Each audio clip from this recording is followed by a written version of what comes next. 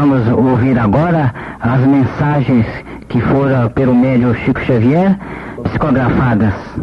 Vou ler a primeira mensagem. Isidoro querido, estamos juntos. Nossa viagem ao Brasil é a realização de um grande sonho. Romaria de almas ao encontro de corações. Mãos que se estendem, destinos que se entrelaçam. Este é o nosso caminho. Permuta, entendimento, cooperação. Nossa doutrina é doce estrela a guiar-nos. Lá e cá temos problemas e sombras. Cá e lá, porém dispomos da mesma luz.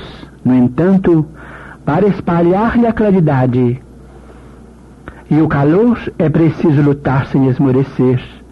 Não apenas teorizar, nem apenas agir, ser e fazer, crer e edificar, ideal e ação, pensamento e dinamismo.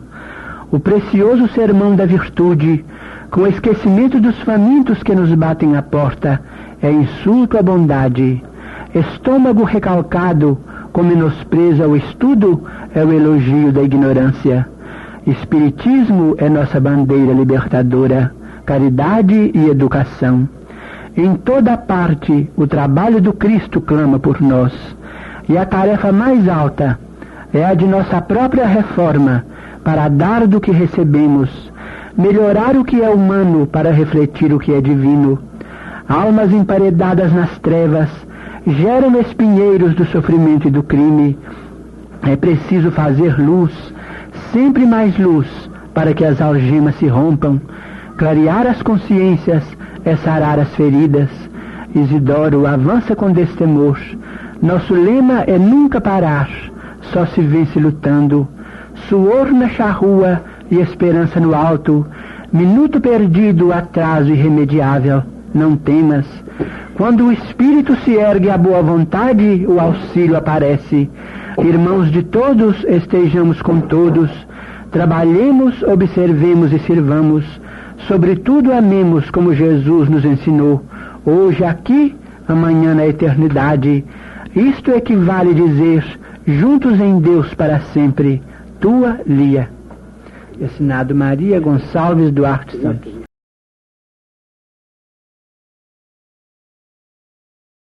Eu vejo aqui muitos amigos espirituais que o nosso diretor, Emmanuel, afirma que todos estimariam comunicar-se com o nosso querido visitante, mas trazem a ele abraços, carinhos e saudações,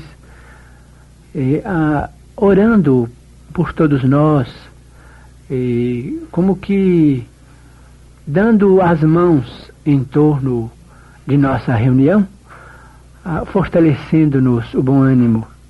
Vejo Dona Maria abraçando o comandante Isidoro. Ela está vestindo uma roupa escura, um vestido de uma fazenda escura, com umas ramagens entre rosa e o vermelho, e as mangas amplas, mais curtas.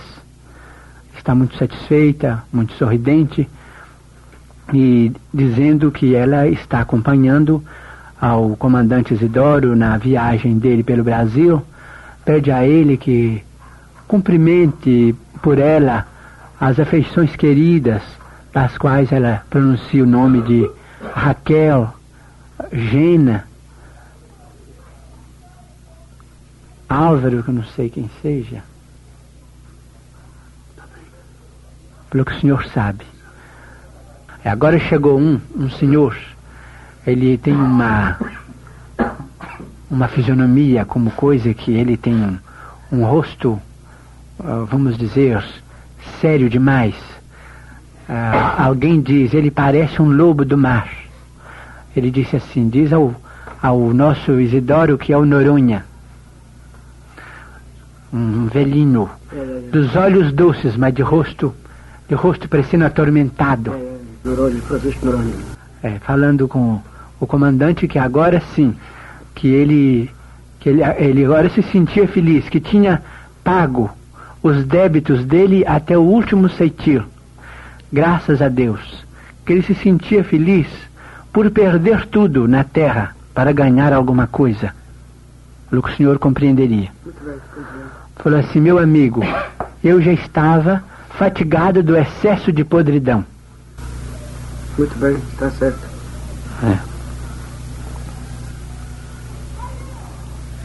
Eu lhe vi pensamentos amorosos. Falou que tem recebido sempre. Agora aparece um senhor, tem umas bochechas, ele é um rosto claro, umas bochechas pronunciadas, os olhos muito vivos, ele é calvo e tem sobrancelhas escuras. Falou que eu dissesse ao senhor que era o Major Zuzarte. Ele tem na mão umas cartas, dizendo assim,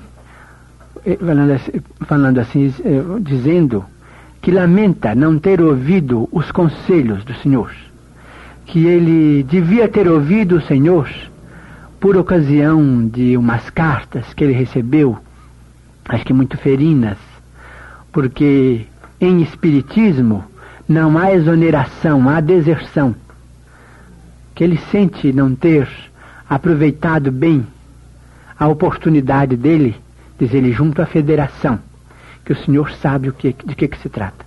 Sim, ele foi um bem intencionado. Porque é Eurico de Castro Zuzarte.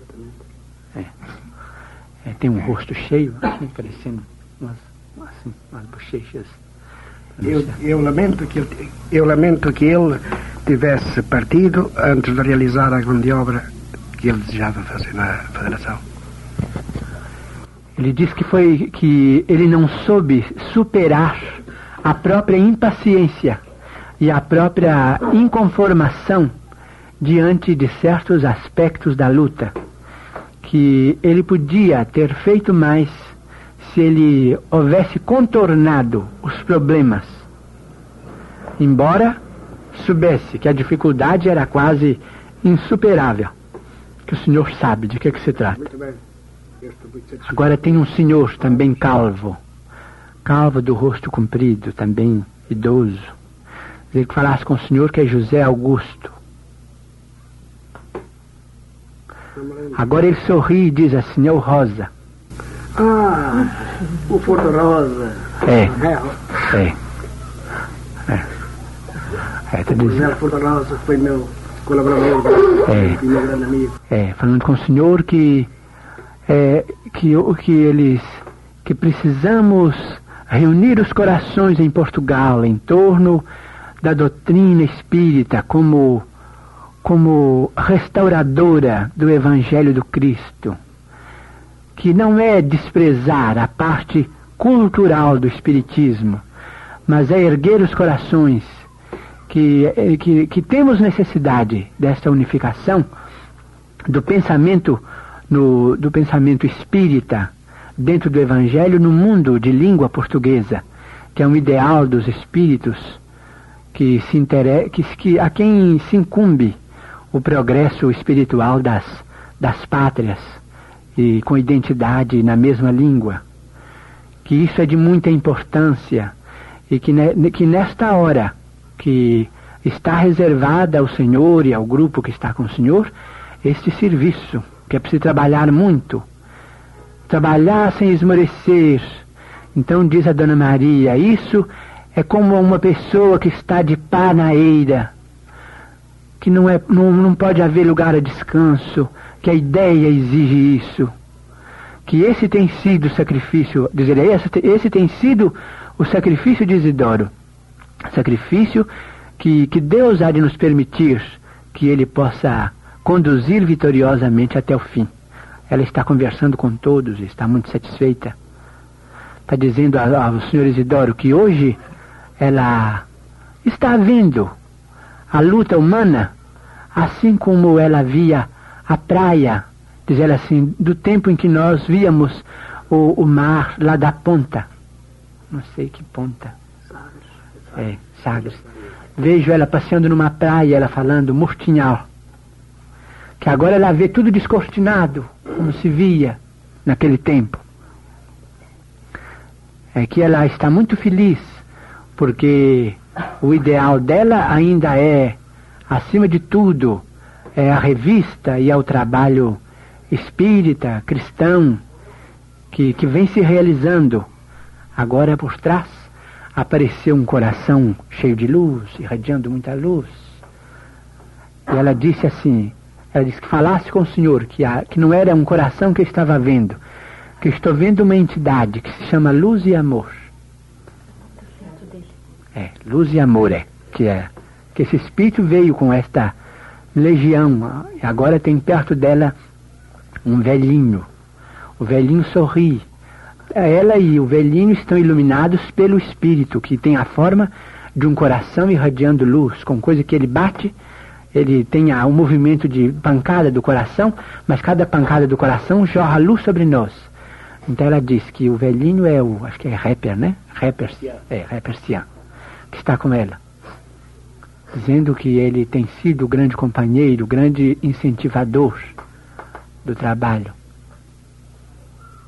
Agora apareceu um homem tristonho, é velhinho também, tem uma barba parecendo assim bem feita, uma barba muito trabalhada, um bigode também parecendo muito cultivado, mas parece que ele tem uma ferida, um corte na veia. Tem um corte na veia. Ela disse assim, ela falou assim, Isidoro, lembras-te? Assim, é o nosso Dr. Ramírez. Esse está tristonho. Não está amparado, mas... O que é essa unha cortada? O que quer dizer? Falou que a impressão que ele levou da terra, que ele tinha receio, é que ele tinha receio de acordar debaixo da terra. É que ele já está com essa impressão. Isto é fantástico. Que cristalizou a ideia. Isto é fantástico. De facto, o Dr. Batista Ramírez, meu grande amigo, por várias vezes me pediu, Isidoro, quando eu morrer, peço que me corte as carótidas, porque eu não tenho confiança nem em minha mulher, nem no meu filho. Isto é fantástico. Chico Xavier ter visto e ouvido uma coisa que só eu sabia no mundo.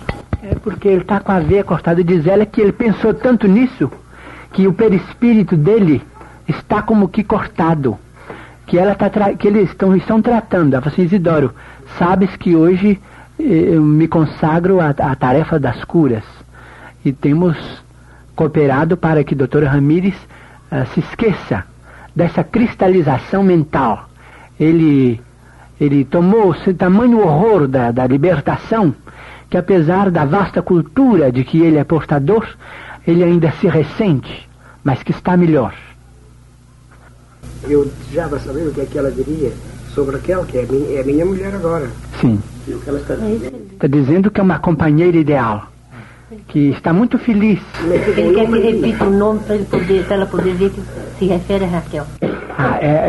Ela diz que está muito satisfeita com Raquel, que ela é uma companheira ideal, que é a estrela que ambos precisavam para prosseguirem, vencendo as sombras, a caminho do reencontro de todos, no grande lar da eterna luz, diz ela. Que para ela é uma companheira e uma filha querida ao mesmo tempo. Diz ela assim, como a Gena, Maria Eugênia. Agora vejo entrar uma senhora idosa. Tem 2 amigos junto dela. Ela disse que é a Amália Domingos Soler. E vem pedir ao comandante para reacender a flama do ideal espírita no espírito dos companheiros espanhóis. Junto dela tem um senhor, 2 amigos. Um dá o nome de Eudaldo e o outro de Luís, que eram antigos companheiros dela em Barcelona, que confrange o espírito dela, não a dificuldade, mas por vezes o desânimo, porque o embaraço é desafio à luta, mas que o desalento não se justifica o bem. moral é como a nuvem no céu, chega e passa, às vezes com tempestade, entretanto passa sempre, e que só a luz é o estado de eternidade da vida, e que por isso o espírita tem a obrigação de crer na luz e na vitória da luz, ainda mesmo que a noite se prolongue um pouco mais, e que ela pede ao comandante que ajude com a sua palavra aos companheiros da Espanha, para que eles não desfaleçam e nem percam as sementes do trabalho tão rico de que eles são depositários há quase um século. Eu desejo fazer uma pergunta à Lia. Quando partiu, ela tinha alguma coisa para me dizer. Uma coisa de muito importante, mas não conseguiu dizer, em virtude de cair no colapso. E agora, através do Chico Xavier, eu gostaria de ouvir uma palavra sobre o assunto. Ela sorri e diz: Isidoro, eu guardava a certeza de minha desencarnação. Não obstante essa certeza estar envolta em nebulosidade, porque o meu desejo de mulher seria ficar ao teu lado. Recordas-te de que eu te disse: isto é o fim.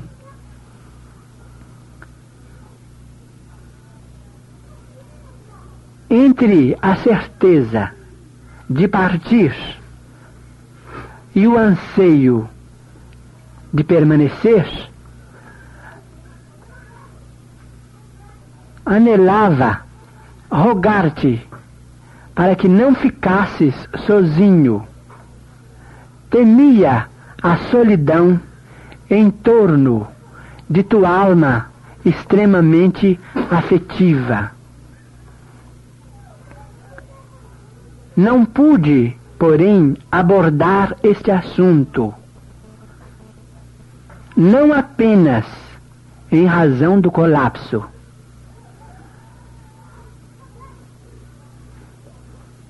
mas pela delicadeza que a minha recomendação poderia envolver numa hora tão grave. Sinto-me, porém, atualmente, tranquila e satisfeita, porque não mais te vejo só. Agora ela tem nas mãos uma flor e dá ao Senhor. A flor está cheia de luz. Diz a ela que é uma flor que o Senhor deu a ela no último instante em que se reviram na terra. Diz ela assim: foi o último adeus que não podia ser pronunciado com a boca. Aí eu vejo uma urna aberta.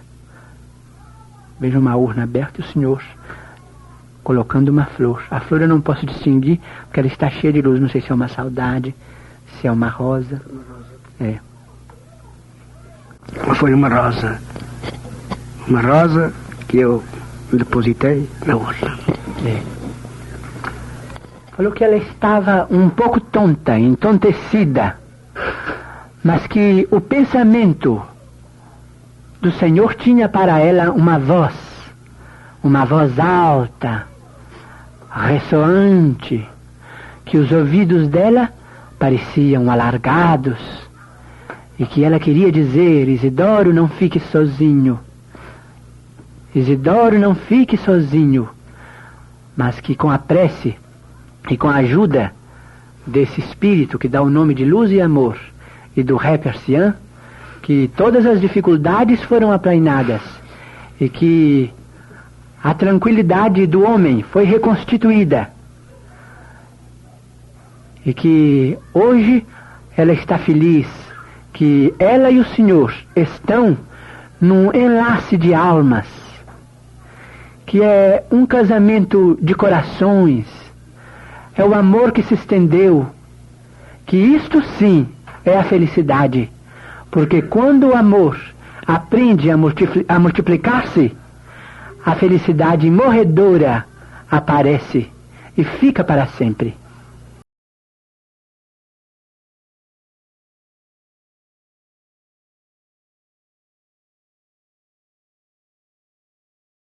(3 de junho de 1955). Nesta remagem a Pedro Leopoldo, eu vim derramar lágrimas votivas. E quando os olhos choram, que haja um coração que as saiba receber. Eu vim aqui elevar mais alto ainda o lábaro da fé. Vim fortificar-me, e as vozes do além, que são como estrelas candentes no céu tenebroso da nossa vida, podem e devem abrir os novos caminhos, caminhos de luz, caminhos de trabalho, em que as realizações se vejam melhor, em que os esforços se volumem e em que as ideias se transfigurem. Foi a remagem da saudade. O que eu vi foi igual ao que passei. Vida fugaz, vida que se esvai, vida folha que o vento leva, mas a sua recordação fica nas almas, a vibrar eternamente, enquanto vibrar o espírito. Por isso, eu agradeço a esse espírito luminoso que trabalhou ao meu lado, que me impulsionou, que me encorajou. E, como ela dizia, mais me continua ajudando ainda do outro lado do que deste. É que hoje as suas possibilidades são maiores, a sua asa voa mais alto e por isso a sua trajetória é maior, tem maior amplitude. Eu ergo o meu pensamento ao bom Deus, pedindo todas as bênçãos para Chico Xavier, o missionário da Revelação Nova, aquele cujo pensamento e cuja obra vai correndo o mundo, agitando as almas, convidando a todos para o festim da espiritualidade. Isto é vida nova, amigos. Isto é vida estuante. A vida que os espiritistas devem viver para talhar novos caminhos, para erguer novos monumentos de caridade. Que Deus nos proteja a todos e que eu possa prosseguir na minha viagem.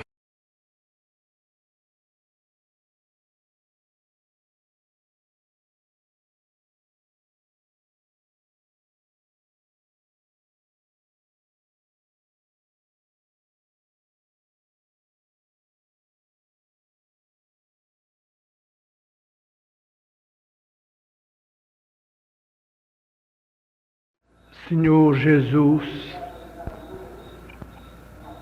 agradecendo-te o amparo de todos os dias, eis-nos aqui, de coração ainda em súplica, no campo de serviço em que nos situaste. Dá-nos consciência da responsabilidade com que nos enriqueces o destino. Auxilia-nos para que o suor de cada dia nos alimente o lume da fé. Não admitas que o verme do desalento nos corroa o ideal. Ajuda-nos para que a ventania da perturbação não nos inutilize a sementeira, e ensina-nos a converter os detritos do temporal em adubo que nos favoreça a tarefa. Mestre divino, ao redor da leira que nos confiaste, voejam pássaros de rapina, tentando instilar-nos o desânimo ao coração.